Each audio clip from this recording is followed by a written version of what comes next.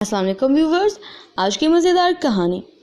आज एक औरत अपने 3 माह का बच्चा डॉक्टर को दिखाने आई कि डॉक्टर साहब, मेरे बच्चे के कान में दर्द है।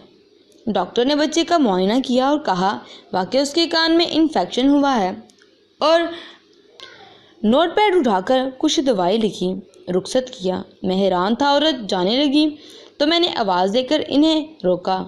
वो रुककर पीछे देखने लगी जैसे कुछ भूल गई हो। मैंने कहा, बहन जी, आपका बच्चा 3 माह और 7 दिन का है जो बोल भी नहीं सकता, तो आपको कैसे पता चला कि उसके कान में तकलीफ़ है? वो मुस्कुराई और मेरी तरफ रुक करके कहने लगी, भाई जी, आप कान की तकलीफ़ पे हैरान हैं। मैं उसकी रग रग से वाकिफ़ हूँ। ये कब रोता है, कब जागता है, कब सोता है, मुझे उसके सारे दिन का शेड्यूल पता है, क्योंकि मैं माँ हूँ। उसकी इंसान को जब कोई तकलीफ़ हो तो उसके दिन भर का शेड्यूल बदल जाता है और खाने पीने, सोने जागने के औकात बदल जाते हैं। तबीयत ख़राब होने से पहले हर वक्त बेचैन रहता है।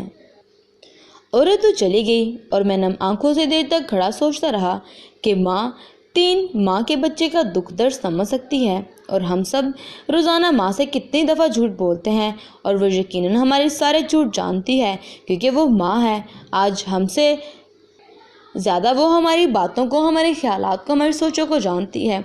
आज हम सब वादा करें कि कभी माँ से झूठ नहीं बोलेंगे, उसका एहतराम करेंगे और उसकी बुढ़ापे में खिदमत करेंगे। अल्लाह सब माओ को ज़िंदा सलामत रखे, और जिनकी माँ दुनिया से पर्दा कर गई हैं, अल्लाह उन्हें जन्नतुल फिरदौस में दाखिल करें। आमीन सुम आमीन या रब्बुल आलमीन। Thanks for watching. वीडियो पसंद आए तो माँ के लिए सब शेयर करिएगा, लाइक करिएगा और कमेंट ज़रूर करिएगा। अल्लाह हाफिज़।